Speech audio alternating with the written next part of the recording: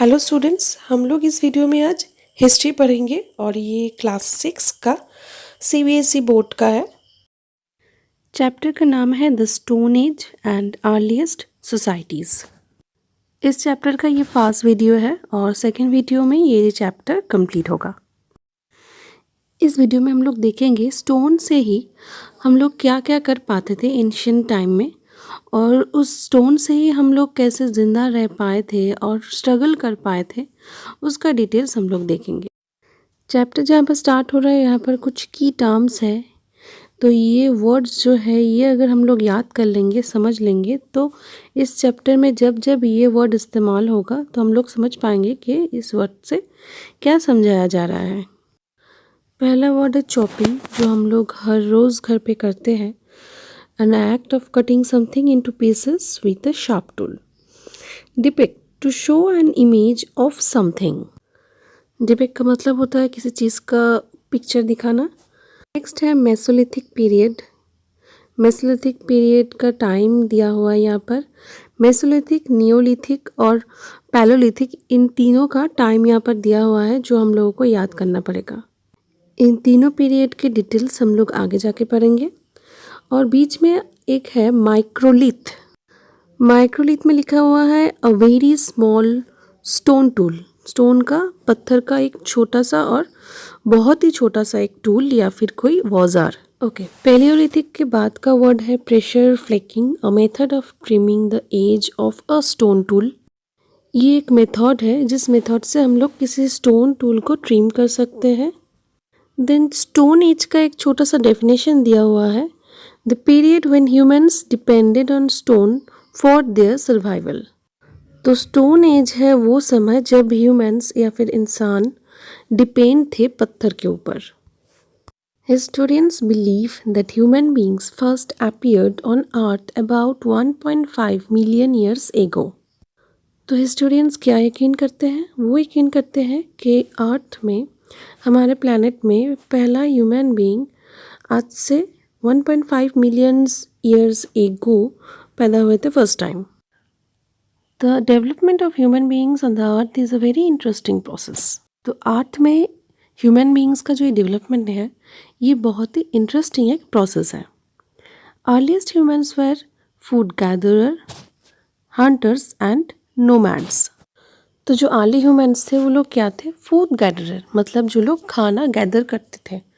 Hunters मतलब शिकारी, और नोमैड्स का मतलब होता है जिन लोगों का कोई एक ही जगह पे रहने का जगह नहीं होता। जो लोग खाना जहाँ पर मिलता है वहीं पर रहता है, खाना ख़त्म हो जाता है तो आगे बढ़ जाते हैं। जिन लोगों का रहने का कोई फिक्स प्लेस नहीं है। Always in search of food and shelter, they travel from one place to another, hunted animals and gathered fruit, roots, seeds and nuts. तो वो लोग हमेशा खोजते थे, सर्च करते थे क्या? खाना, फूड, शेल्टर मतलब रहने की जगह, और ट्रेवल करते थे एक प्लेस से दूसरे प्लेस किस खोज में? खाने की खोज में और रहने की जगह की खोज में। और वो लोग हंट करते थे, शिकार करते थे एनिमल्स को, और फिर फ्रूट्स, रूट्स, सीड, जो चीज़ वो लोग खाते थे वो चीज़ गैदर करके रखते थे। When there was shortage of animals or plants in one area, they moved to another area in search of food। जब वो लोग किसी जगह पे रहते हैं और वहाँ पर रहते रहते वहाँ पर खाना ख़त्म हो जाता है, कोई एनिमल्स मतलब जो वो लोग खाते थे वो ख़त्म हो जाता है, प्लांट्स ख़त्म हो जाता है, तब वो दूसरे जगह में चले जाते हैं खाने के खोज में। They considered it safer to move in groups rather than wander about all alone। तो वो एक ग्रुप में मूव करते थे, अकेला मूव करना वो लोग सेफ नहीं समझते थे, इसीलिए वो लोग ग्रुप्स में ही एक जगह से दूसरी जगह पे मूव करते थे। A group generally consisted of a few men and women and children who stayed together with the elders। तो ग्रुप में कौन कौन आ रहा है? ग्रुप में आ रहे हैं मेन, वुमेन, कुछ लड़के, कुछ औरतें और कुछ बच्चे, उन लोगों के बच्चे। तो यही होता है एक group. Early humans led a primitive life. Primitive का मतलब होता है आदिम, मतलब एकदम प्रारंभ है, इनिशियल स्टेज में जैसे इंसान रहते थे, तो ये लोग, ये अर्ली ह्यूमंस ही हैं, वो लोग वैसे ही रहते थे। They remained without clothes during summer, but in the winter season they wore animal skins, leaves and the bark of trees to keep themselves safe from severe cold. तो समर में ये लोग कुछ भी नहीं पहनते थे और विंटर में ये लोग एनिमल स्किन पहनते थे, लीव्स पहनते थे, बर्क ऑफ द ट्रीज पहनते थे। किस लिए? खुद को बचाने के लिए। जो ठंड पड़ती थी उस टाइम का, उस ठंड से खुद को बचाने के लिए। बर्क मतलब क्या है? बर्क होता है ट्रीज का जो छाल है वो। They used to spend their nights on trees or in rock shelters and caves that protected them from wild animals when asleep.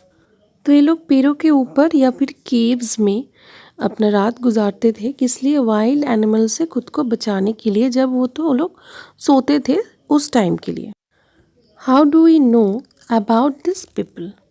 तो हम लोगों को इन लोगों के बारे में कैसे पता चला? We come to know a lot about the earliest human beings from their evidences in the form of stone tools and weapons. तो हम लोगों को इन लोगों के बारे में कहाँ से पता चला? इन लोगों के यूज़ किए हुए कुछ स्टोन टूल्स और वेपन्स हम लोगों को मिले हैं। During the pre historic period human beings defended themselves against all type of wild animals using stones by attaching them to handles of bones or wood and by making weapons in the form of spears or arrows. तो पिछले chapter में हम लोगों ने already पढ़ लिया है कि प्री हिस्ट्री पीरियड कौन सा पीरियड के बारे में है। तो अगर अभी तक आप लोगों ने वो वाला वीडियो नहीं देखा है तो पहला चैप्टर का वीडियो भी आप लोग देख सकते हैं।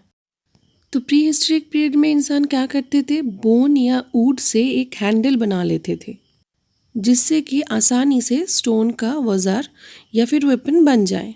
दे also hunted animals with this weapons. वो लोग इन सब वेपन से एनिमल्स को मारते भी थे या फिर शिकार करते थे। The stones helped early humans in different ways. तो एंशियंट टाइम्स में अर्ली ह्यूमन को ये स्टोन्स बहुत तरीके से हेल्प करते थे। फॉर एग्जाम्पल यहाँ पर 3 एग्जाम्पल दिया हुआ है। The stones were use to hunt animals. तो एनिमल्स को शिकार करने में ये यूज़ किया जाता था। They were use to remove the skin of animals, cut meat and bones. तो स्टोन से और क्या किया जाता था? जो एनिमल का स्किन है वो स्टोन से निकाला जाता था और बोन्स और मीट को भी काटा जाता था। Stones were also used to cut trees and clear forest. तो अर्ली ह्यूमन स्टोन से ट्री को भी काटते थे और फॉरेस्ट को क्लियर भी करते थे। Wonderful to know hominids.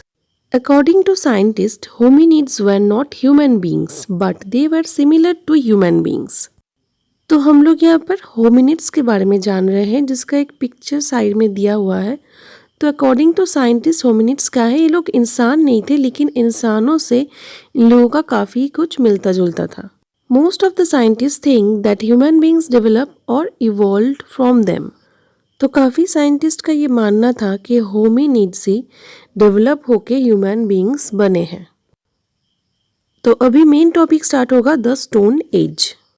The main object used by early humans was stone. तो अर्ली ह्यूमन्स का मेन ऑब्जेक्ट क्या था? स्टोन था। They dependent on stones for their survivals. That is why the period is called the stone age. तो यहाँ से question आ सकता है कि why this period is called age stone age. तो आंसर यहीं पर है, they depend on stones for the survival, that's why the period is called the stone age. तो इस वक्त का जो अर्ली ह्यूमन्स थे तो ये लोग स्टोन के ऊपर डिपेंडेंट थे, इसीलिए इस पीरियड का नाम हुआ है stone age.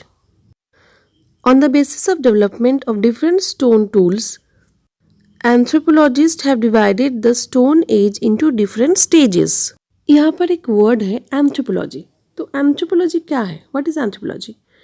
Anthropology is the study of humans, their origins, biological characteristics, and cultural development, social relationship, and more, based in scientific method. तो इंसान का जो ये इवोल्यूशन हुआ है तो यही लोग इन सब बारे में रिसर्च करते हैं और इस सब्जेक्ट को ही एंथ्रोपोलॉजी कहा जाता है। और डिफरेंट टाइप के स्टोन के ऊपर डिपेंड करके ही ये लोग एंथ्रोपोलॉजिस्ट क्या किए हैं, स्टोन एज को डिफरेंट स्टेजेस में डिवाइड किए हैं। Stone age is classified into 3 सब periods on the basis of the type and quality of stone tools used by early humans. तो स्टोन एज को जो 3 सब डिवीजन में डिवाइड किया गया है, ये किस बेसिस पे किया गया है? स्टोन के टाइप और क्वालिटी के बेसिस पे। 1 पैलियोलिथिक एज और old stone age, 2 mesolithic age और middle stone age, 3 neolithic age और न्यू स्टोन एज। तो ये है स्टोन एज का 3 सब पीरियड्स। पहले है the Palaeolithic age. It is considered that evolution of mankind started in this period. तो माना जाता है कि इंसान का इवोल्यूशन इसी पीरियड में स्टार्ट हुआ था। इट रफली began around 5 lakh BCE and ended around 10,000 BCE। तो ये पीरियड कब स्टार्ट हुआ था? 5 lakh BCE में, और कब ख़त्म हुआ था? 10 lakh BCE में ये पीरियड ख़त्म हुआ था। And what is BCE, what is CE, ये हम लोग पहले चैप्टर में ऑलरेडी जान चुके हैं। दिस पीरियड इज़ फर्दर सब divided into 3 phases on the basis of changes in climate and stone tools used। तो इस पीरियड को और भी 3 phases में डिवाइड किया जाता है। किस बेसिस में? क्लाइमेट और स्टोन टूल्स के बेसिस में। The division is as follows.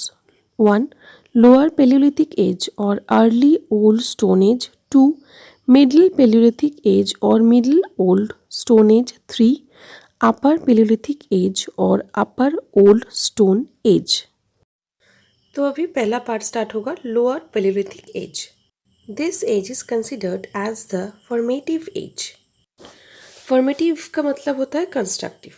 तो this age is considered as the formative age. तो इस एज को कंस्ट्रक्टिव एज भी कहा जाता है। During this age many parts of the earth were covered heavily with ice and the climate was extremely cold. इस age में earth का काफ़ी हिस्सा आइस से कवर्ड था। Geologist define this cold period age ice age और Pleistocene period. तो इस ठंडे काल को जियोलॉजिस्ट क्या बोलते हैं? आइस एज और Pleistocene period. The most common tool of this age was the hand x. तो इस एज का सबसे कॉमन टूल क्या था? हैंड एक्स मतलब कुठार, which was mainly used for chopping trees and hunting animals। तो ये हैंड एक्स किस काम में आता था? एनिमल्स को हंट करने में, शिकार करने में और पेड़ काटने में।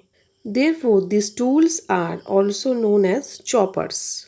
तो इसीलिए इस टूल्स को चॉपर भी कहा जाता है।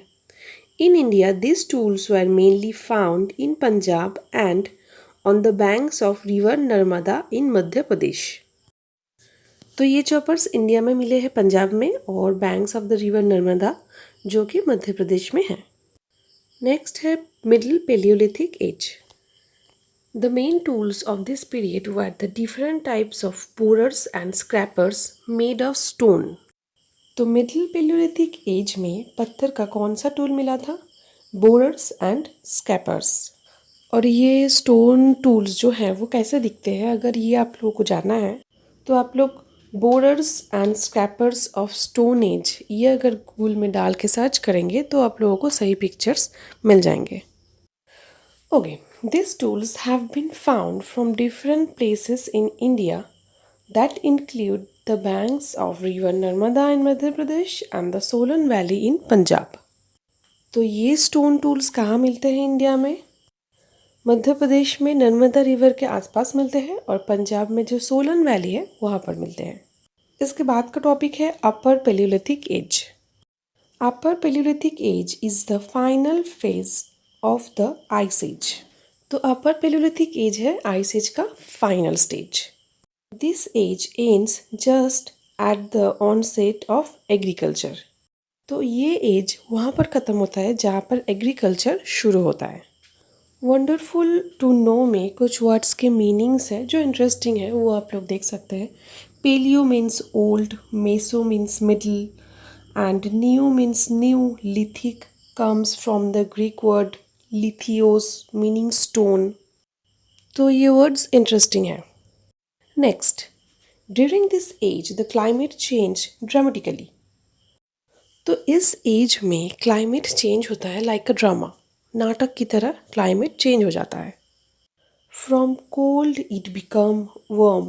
The tools used by humans during this age were blades and burins. तो इस एज से गर्मी का सीजन स्टार्ट हो जाता है और ह्यूमन इस एज में कौन से वेपन यूज़ करते थे? Blades and burins. तो हम लोग देख रहे हैं कि ह्यूमंस हर एक एज में डिफरेंट टाइप्स के वेपन यूज़ करते हैं, जो नाम हम लोगों को याद रखना पड़ेगा। Discovery of fire. During this period early humans learn to light fire. तो इस पीरियड में ह्यूमंस आग जलाना सीखते हैं। It was one of the greatest discoveries made by early humans. तो अर्ली ह्यूमन के लिए ये एक महान आविष्कार था। Early humans knew about fires. They saw natural fires such as forest fire, but they did not know how to light a fire on their own. तो early humans क्या है, वो लोग आग के बारे में पहले से ही जानते थे, क्योंकि उन लोगों ने पहले ही नोटिस किया था कि जंगल में कभी कभी आग लग जाता है। तो वो लोग फॉरेस्ट फायर्स के बारे में पहले से ही जानते थे, बट उन लोगों को खुद से आग जलाना में भी सीखना बाकी था। How did humans learn to light a fire? How मतलब कैसे, तो कैसे इंसानों ने आग जलाना सीखा था? Perhaps two stones were rubbed together, producing sparks, and the sparks fell on some dry leaves lying nearby. तो उन लोगों ने देखा कि दो पत्थर आपस में अच्छे से रब करने के बाद स्पार्क्स निकलते हैं उनमें से, और वो स्पार्क्स जब आसपास के सूखे पत्तों में गिरते हैं तब आग लग जाता है। नेक्स्ट पॉइंट क्या है? और perhaps lightning struck a tree and it went up in flames. या फिर ये भी हो सकता है कि किसी वक्त थंडरस्टॉर्म हो रहा था और उन लोगों ने देखा था कि कैसे लाइटनिंग किसी पेड़ पे लगता है और आग लग जाता है। तो परहैप्स बोल के 2 पॉइंट दिया गया है, मतलब इन दोनों में से कुछ एक हो सकता है। Early humans soon discovered that they could use fire to keep themselves warm in cold and to scare away wild animals. इसके बाद जब आग जलाना उन लोगों ने सीख लिया, उसके बाद बहुत जल्द ये भी उन लोगों ने सीख लिया कि आग से वो लोग ठंड में खुद को गर्म रख सकते हैं और वाइल्ड एनिमल से भी खुद को बचा सकते हैं। दे discovered that the flash of animals tested better when heated on fire and learn cooking. और अर्ली ह्यूमंस और क्या डिस्कवर किए कि जो वो फ्लैश और मीट वो खाते थे, वो मीट जब हीटेड हुआ ऑन फायर तो उसका टेस्ट क्या हुआ, बढ़ गया, अच्छा खाने में लगा। तो ऐसे ही उन लोगों ने खाना बनाना सीखना चालू कर दिया। तो स्टूडेंट्स, हो सकता है कभी वो लोग ऐसे ही खा रहे थे और हाथ से गिर गया होगा खाना आग में, और उसके बाद जब वो खाना उन लोगों ने उठा के खाया तो लगा होगा कि बेटर है खाने में। तो ऐसे ही उन लोगों ने कुकिंग सीख लिया। मतलब अभी हम लोग जैसे कुकिंग करते हैं वैसा वाला नहीं, लेकिन स्टार्टिंग हो गया वहीं से। इस चैप्टर का नेक्स्ट का पार्ट हम लोग नेक्स्ट वीडियो में देखेंगे। अभी तक यही पार्ट आप लोग अच्छे से देखिए और लर्न कीजिए और याद करने की कोशिश कीजिए। Thank you and best of luck.